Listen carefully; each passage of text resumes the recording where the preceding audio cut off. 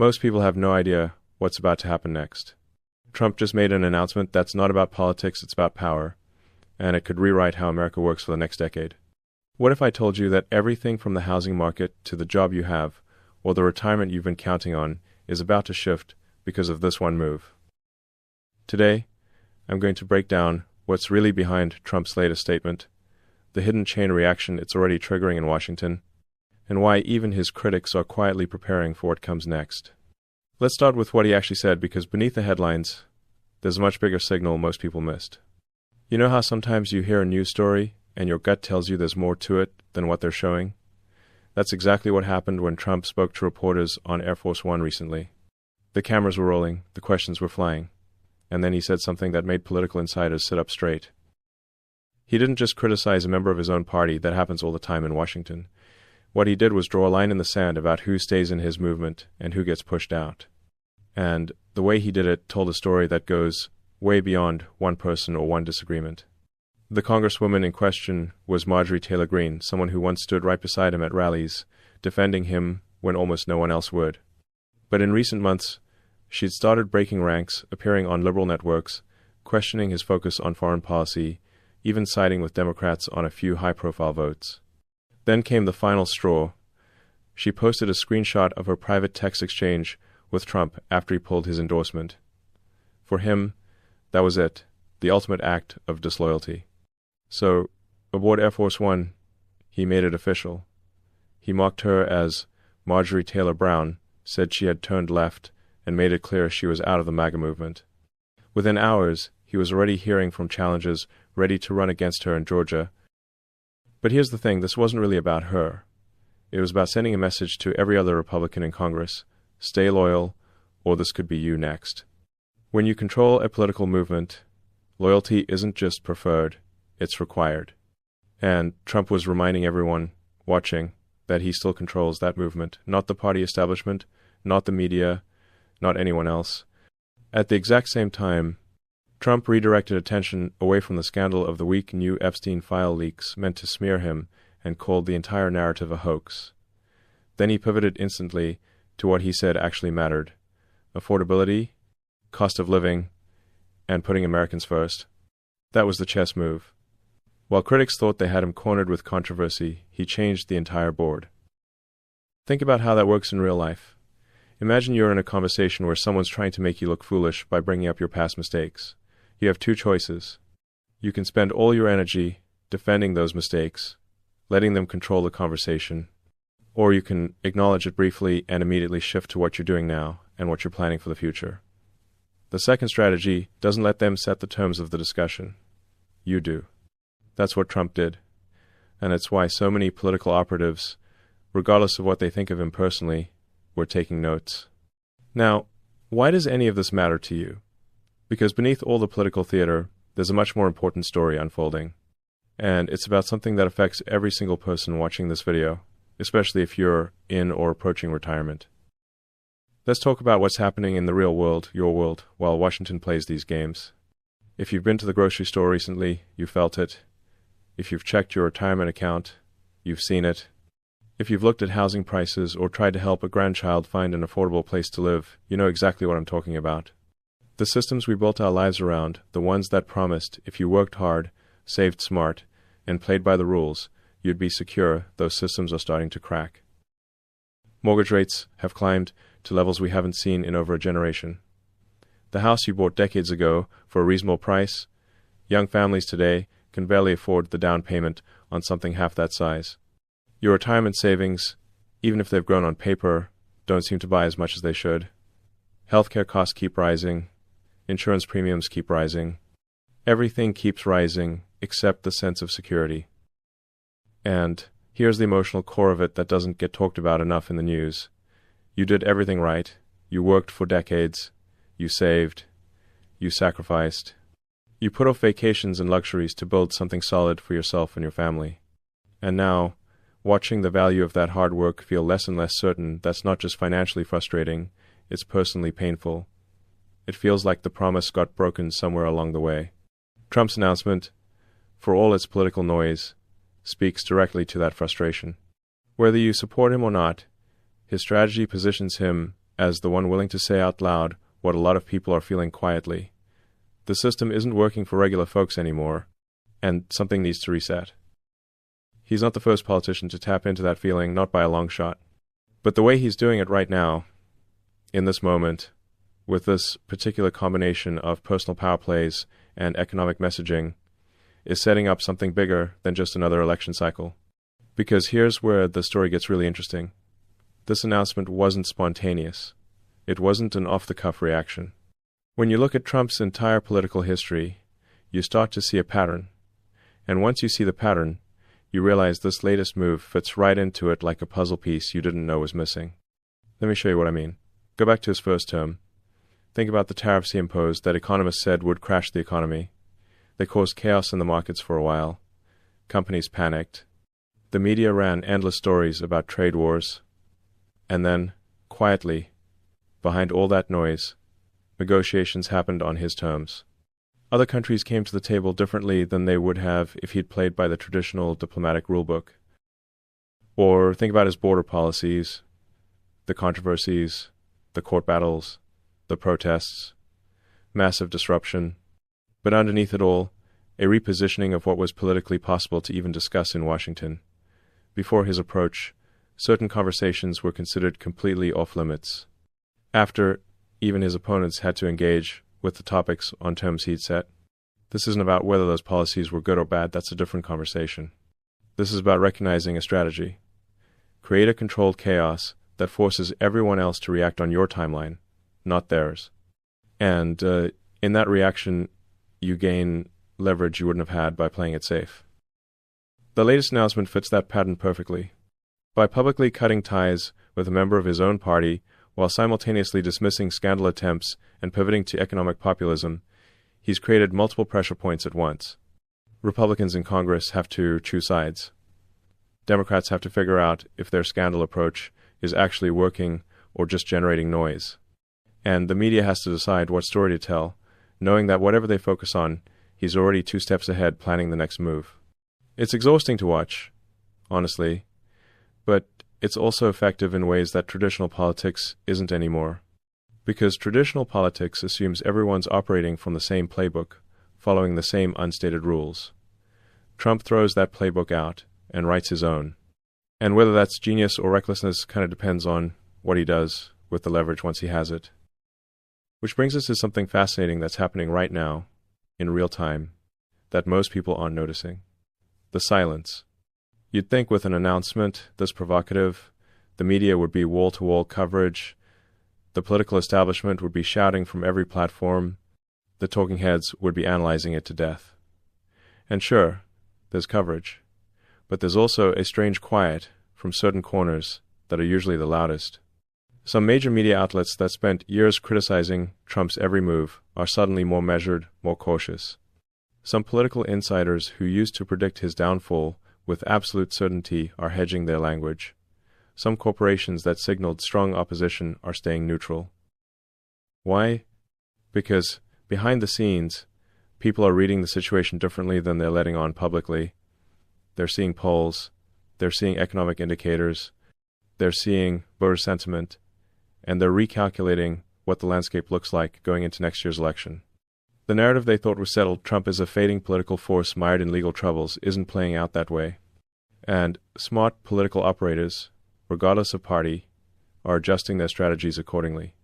Think about it like this. Imagine you're in a poker game, and you've been betting heavily that someone has a weak hand, but then they start playing aggressively, raising the stakes, and showing no signs of backing down.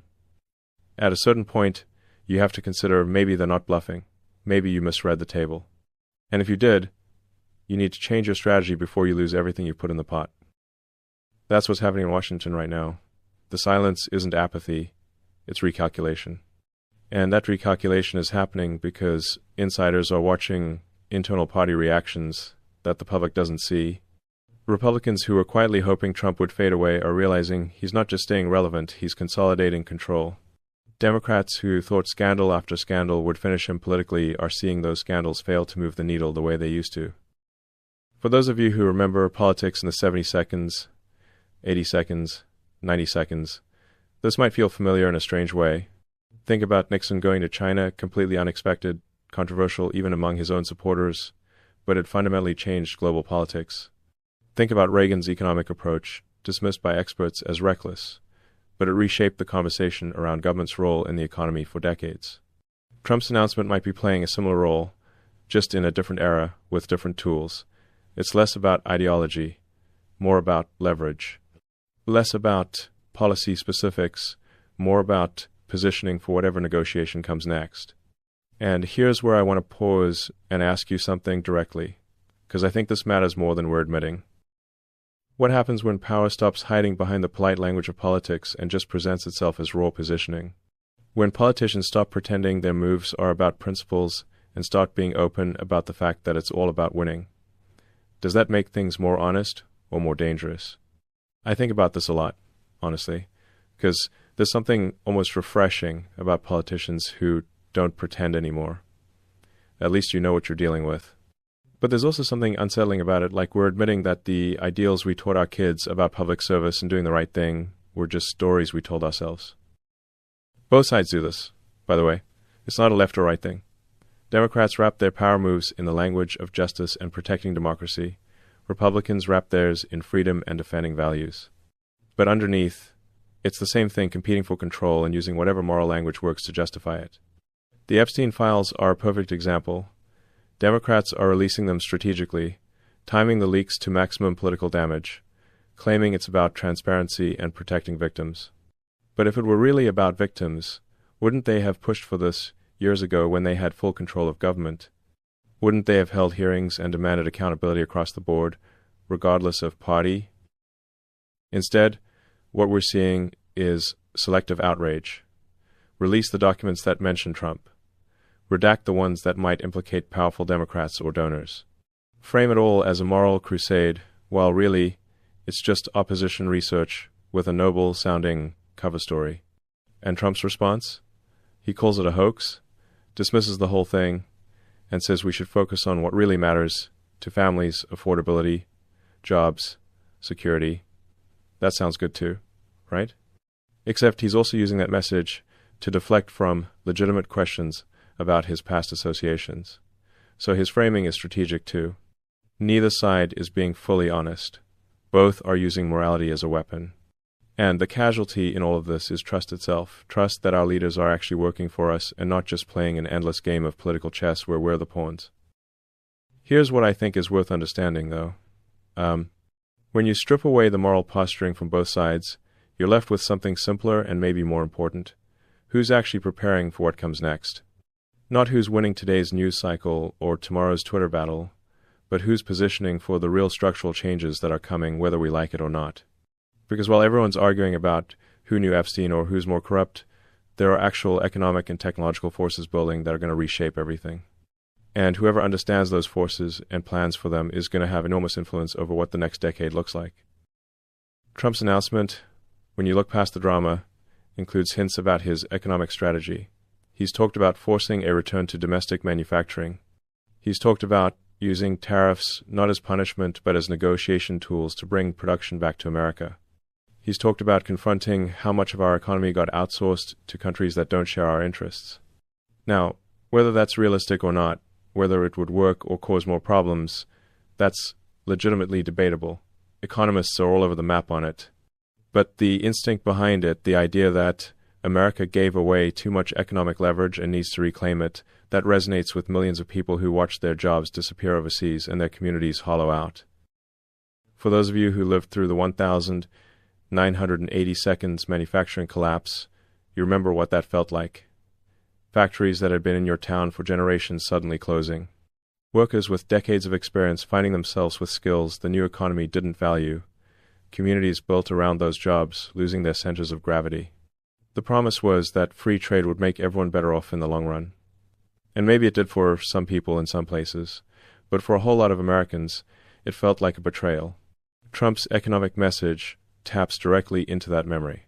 He's essentially saying, we're going to reverse that. We're going to rebuild what was lost. And whether he can actually deliver on that is one question. But the fact that he's one of the only politicians even promising to try, that's why his support remains strong, despite everything else. The announcement signals he's planning to make that economic message central again. Not just immigration, not just cultural issues, but hard economics, jobs, manufacturing, independence from foreign supply chains. In a world where we learned during COVID how vulnerable we are when everything's made somewhere else, that message has new weight it didn't have a few years ago. But here's the catch.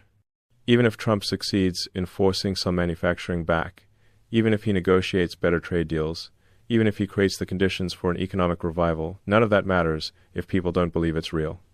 And that brings us to maybe the biggest problem in America right now, bigger than any policy disagreement. The trust collapse. Think about all the institutions that people used to trust, without question. The media, most people now assume they're being manipulated or lied to, and honestly, they're often right. The medical establishment after COVID, millions of people question everything they're told about health. The financial system, after the bank bailouts and the way inflation hit regular people harder than wealthy investors, trust is gone. Government itself, barely a quarter of Americans think Washington is working for them instead of special interests. Churches, schools, corporations, experts, every major institution has seen trust plummet, and once trust is gone, it's incredibly hard to get back, because everything gets viewed through suspicion. Even when someone's telling the truth, people assume there's a hidden agenda. Even when data clearly shows something, people assume the data was manipulated. Even when genuine good intentions exist, people assume it's performance. Trump's whole political existence rides on that trust collapse. His supporters don't trust him because he's more honest or more moral than other politicians. Many of them openly admit he's not. They trust him because he attacks the same institutions they've lost faith in. He says out loud what they're thinking.